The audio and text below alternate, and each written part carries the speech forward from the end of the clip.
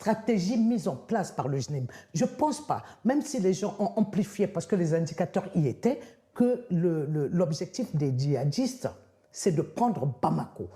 Je vous dis leur positionnement aujourd'hui. Ils sont sur l'axe Dakar, Bamako, Conakry, Bamako, Abidjan, Bamako. Pour preuve, vous avez cité Loulouni, où il y a eu beaucoup de djihadistes qui sont morts, mais eux vont combattre pour mourir. Ils s'en foutent du reste. C'est-à-dire, c'est l'incapacité de la junte, 5 ans après être arrivé au pouvoir, de protéger les Maliens, au point qu'on en arrive à une déliquescence, point de vue humanitaire, point de vue économique, point de vue sécuritaire, pire. Alors justement, justement, le point de vue économique, la junte, le pouvoir militaire travaille. Ils ont mené récemment des négociations et j'aimerais qu'on regarde un extrait de reportage, un extrait d'Africa News, parce que l'État malien a annoncé des négociations, qu'il a mené des négociations minières et le recouvrement de plusieurs centaines de milliards de francs CFA. Écoutons cet extrait. Le Mali a recouvré 761 milliards de francs CFA, soit environ 1,2 milliard de dollars d'arriérés auprès des sociétés minières.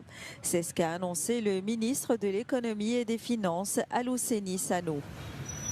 Cette somme fait suite à un audit du secteur minier lancé début 2023 par le gouvernement militaire qui avait révélé des manques à gagner massifs pour l'État et ouvert la voie à un nouveau code minier.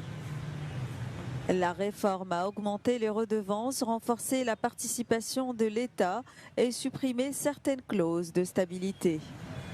Elle a aussi provoqué un conflit de 2 ans avec le minier canadien Barrick Mining, premier producteur d'or du Mali, avant la conclusion d'un accord en novembre.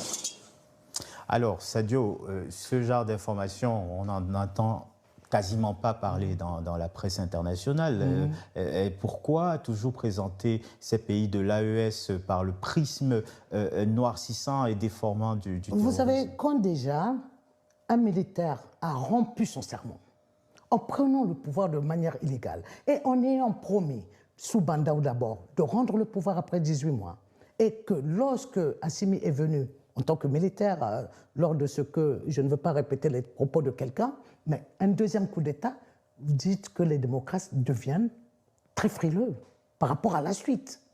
Quand on me parle des mines là, regardez le code minier malien, rien n'avance. Il est question qu'il y a 5% qui seront donnés au service, 10% dans le capital de l'investisseur,